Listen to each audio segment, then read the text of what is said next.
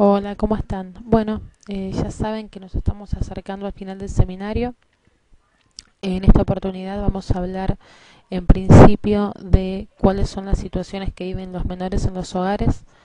En principio es importante destacar que, bueno, como ya sabemos, no se están respetando los derechos del niño, que de eso se trata también en parte este seminario. Si ustedes lo evalúan, el seminario se llama Adopción, quien protege a los niños, ¿no? Y un poco se trata de hablar de esto, de qué es lo que pasa con esos niños, de qué sucede cuando no son adoptados o cuando los tiempos de espera son interminables o cuando no se da finalmente el estado de adoptabilidad por diferentes razones.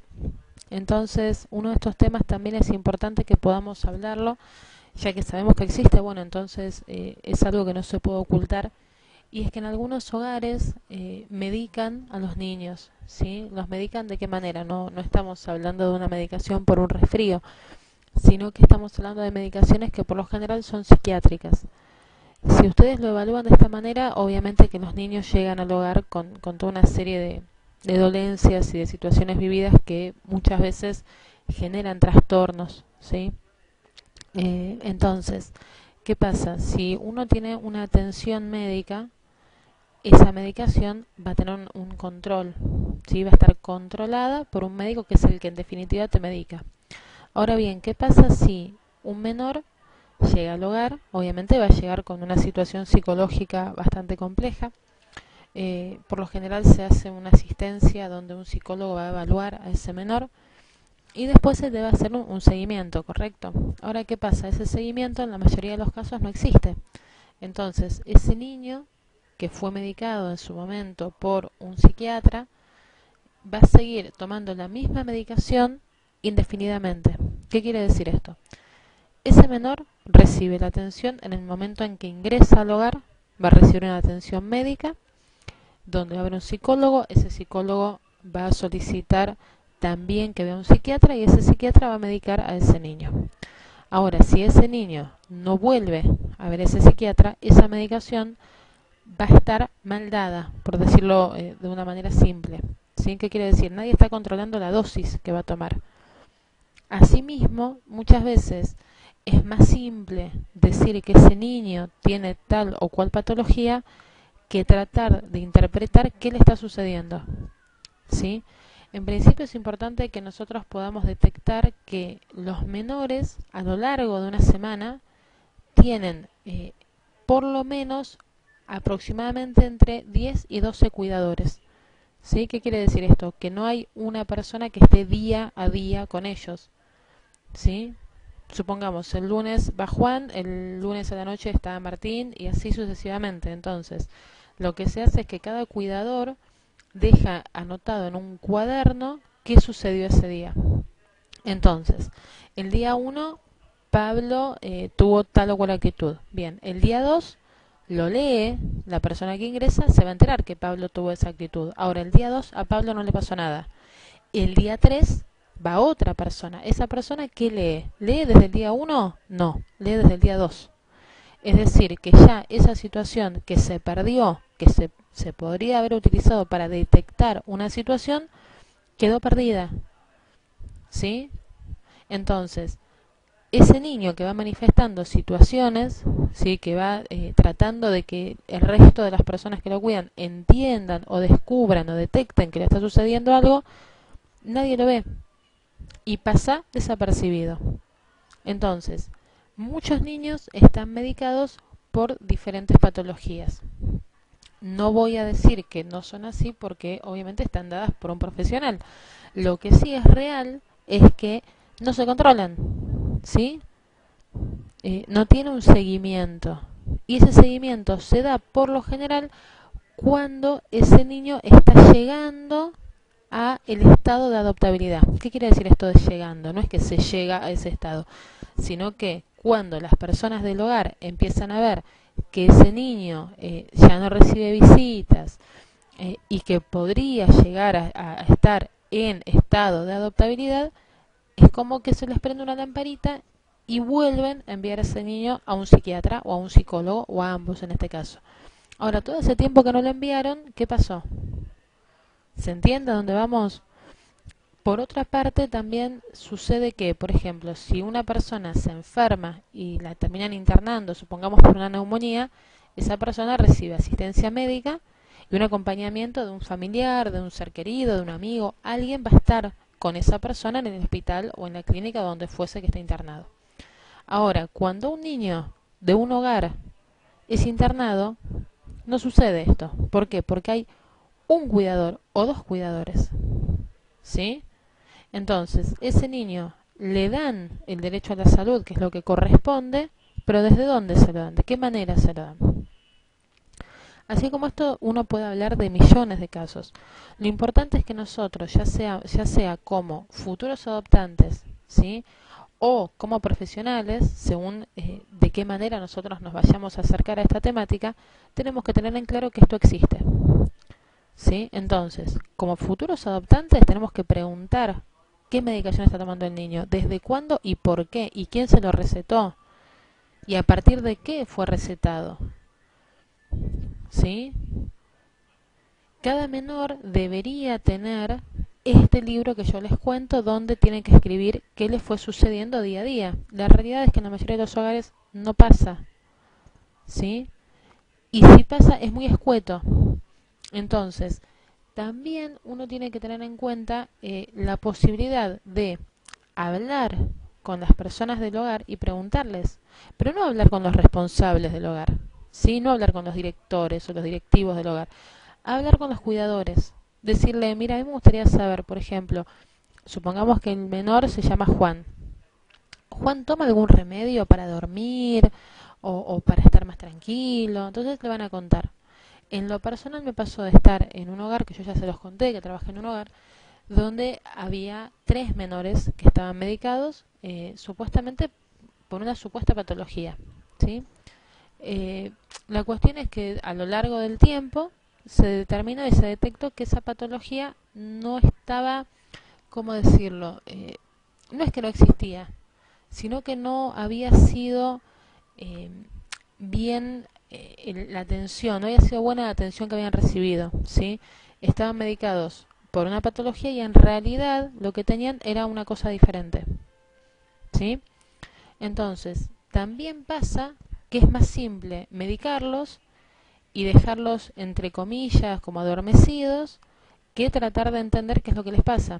Un niño, todo lo que manifiesta es por algo, ¿sí? Un niño no va a estar saltando y trepándose de un lugar porque sí. No existen niños terribles, fatales, que se portan mal. No, el niño manifiesta algo. Está en nosotros saber leer qué es lo que está manifestando o no. Por otro lado, pongámonos un poquitito en el lugar de ese niño. ¿Sí? Sos un niño que estabas en una situación que pudiste haber tenido una buena familia que te trataba bien y que estaba todo bárbaro y de pronto tus padres o fallecieron o ya no te pueden cuidar o algo pasó. O podés estar en una situación de una familia violenta o de un montón de cosas. O podés ser un niño de que tus padres te mandan a la calle a pedir plata, ¿sí? Un montón de cosas. O sea, tratemos de ser abarcativos y pensar en todas las opciones y todas las posibilidades que hay. Entonces, ese niño de la noche a la mañana se encuentra en un hogar con otros chicos que no conoce, que no tiene idea de quiénes son, que también tienen sus códigos, ¿sí? Y también tienen, dentro de su corta edad, cada uno tiene un rol. Entonces, ese niño nuevo que ingresa al hogar tiene que ver cómo se posiciona, cómo se acomoda, ¿sí? Hacia dónde va, ¿sí? Son muchas cosas que para un niño tan pequeño es muy difícil manejar. Y si sumado a eso, los adultos que están alrededor tienen a su cargo 30 niños, ¿sí? Obviamente son 30 personas, pero son 30 niños, entre niños y adolescentes. Entonces, ese adulto quizás puede tener las ganas, puede tener la predisposición, pero también es real que es muy difícil saber lo que le pasa a los 30. Y por otra parte, hay que ver qué capacitación, qué conocimiento tiene esa persona que está a cargo. Hay hogares donde hay más de una persona a cargo, hay otros donde no. ¿Sí? Y ahí uno ya empieza a ver el tema de lo que son cuestiones económicas. de ver si le pagan a ese hogar, cuánto dinero le dan, de qué manera ese hogar lo administra, si realmente el dinero que se le otorga al hogar se utiliza para lo que debería utilizarse o no. ¿Sí? Hay muchas cuestiones que uno las desconoce. En definitiva, son muchos los derechos del niño que no se respetan. Por ejemplo, el tema de la educación. ¿Sí? Recuerdan que habíamos escuchado en el video donde hay un menor hablando de su propia historia de institucionalización. Por ejemplo, está el tema de que llegan del colegio y nadie se fija cómo les fue, si les fue bien, si les fue mal. ¿Sí? Es como que queda muy librado a su suerte. Por otro lado, también está el tema de la integración, de estar con otros chicos, de poder jugar con otros niños que no sean los niños que viven en el hogar, están solamente en los colegios. ¿Sí? No salen a pasear, más allá de un domingo que puedan ir a una plaza. No asisten a cumpleaños de compañeros de colegio. ¿Sí? Ni tampoco invitan a sus compañeros de colegio a sus propios cumpleaños. También está el tema de la atención médica, ¿sí? ¿Qué pasa si un niño es internado? ¿Quién va con él? ¿Quién se queda? ¿Quién lo cuida? ¿Va alguien? ¿No va nadie? O sea, ¿cómo funciona? ¿Sí? Ya les digo, o sea, son muchas cosas que a veces uno no las piensa, pero que existen. También está el tema de que, por supuesto, tienen derecho a ser comprendidos y muchas veces no solo no son comprendidos, sino que enseguida ya se los encasilla. ¿Sí? Por ejemplo, no, mira, Pepe es rebelde, José se porta mal, Juan hace esto. Ya les digo, a mí me pasó de haber llegado a un lugar y que me hayan dicho, mira, fulano y sultano, fíjate porque, viste, son de tal o cual manera. Y la realidad es que lo que les pasaba no es que eran de tal o cual manera, la realidad es que le pasaban cosas, que le sucedían cosas que hacían que ellos se manifiesten de esa manera. El tema es que quienes están a cargo del hogar no tienen muchas veces la capacitación que necesitan. Y en algunos casos directivos del hogar tienen la capacitación, pero no están. Entonces, esos directivos, ¿qué hacen? Le piden a los cuidadores que le informen lo que sucede en el hogar. Pero el cuidador, ¿cómo le va a informar de haber detectado una situación si no tiene las herramientas para detectarla? ¿Se entiende? Entonces, en principio están fallando en muchísimas cuestiones. Quien dirige el hogar pone a cargo a personas que pueden tener muy buena voluntad, predisposición, pero no tienen el conocimiento, ¿sí? No tienen la capacidad de detectar qué le pasa a ese niño y por qué actúa de esa manera. Después también está que hay muchas personas que se acercan a los hogares a colaborar que tampoco lo tienen. Está bien, los pueden ayudar con cuestiones del colegio, que eso está bueno, sí es positivo, es bueno saber que hay una persona que se encarga de ver si entienden de lengua o de matemáticas, que por supuesto que les va a ser útil. Y ni que hablar del hecho de darse cuenta que hay alguien que se preocupa por ellos, que hay alguien a quien les importa si aprueban o no. Por supuesto que eso es importante. Pero también es real que hay otras cuestiones que no se dan. ¿Sí? Entonces, nosotros, como futuros padres, ¿qué podemos hacer por esto? ¿Podemos hacer algo? ¿Podemos ayudar? ¿Podemos apoyar? Y por otro lado, nosotros que somos profesionales dentro de esta temática, ¿qué podemos hacer? ¿Podemos gestar un proyecto? ¿Podemos acompañar? ¿Qué podemos hacer para esto? ¿Sí? ¿Y a qué voy con el decir qué podemos hacer? A que todos podemos hacer algo, a que todos de alguna manera podemos ayudar. Este seminario, como saben, es gratuito, es voluntario. ¿En qué sentido es voluntario? Para nosotros es una forma de trabajo voluntario. Sí, para el equipo de resiliencia emergente es una forma de trabajo voluntario y estamos sumamente orgullosos de poder hacerlo. Y a su vez, para ustedes que forman parte de este seminario, es una forma de ayudar. ¿Sí? Es una forma de ayudar a un hogar, de darle una donación a un hogar. Ahora, esta donación, ¿de qué modo puede ser? Puede ser económica, puede ser en materiales, puede ser profesional también, ¿por qué no? Puede ser acercarse a un hogar y proponer un proyecto, decir, mira, a mí se me ocurre que yo te puedo ayudar de esta o aquella manera, que te puedo capacitar para que puedan trabajar mejor.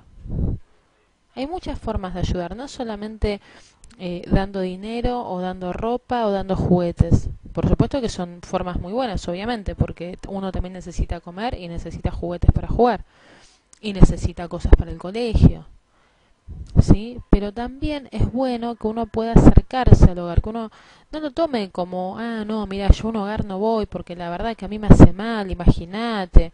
Y claro que te hace mal porque sos sensible, porque te pasan cosas, ¿sí? Entonces, es importante que este seminario, aparte de ser útil a nivel conocimiento, a nivel aprendizaje, también nos sirva para darnos cuenta que podemos ayudar al otro. Con respecto a lo que veníamos hablando hasta acá, también hay cuestiones que son importantes que podamos hablar, que podamos conocer, que podamos saber. Y es esto que veníamos hablando un poco, ¿no? De que muchas veces se cuestiona el cómo hay tantos niños en hogares, cómo los jueces no entregan, cómo hay tantos papás en espera. Y a veces uno habla sin saber y uno escucha a gente que también habla sin saber, y se genera toda una sensación y una situación como que la adopción es algo imposible, como que no pasa, como que demora años.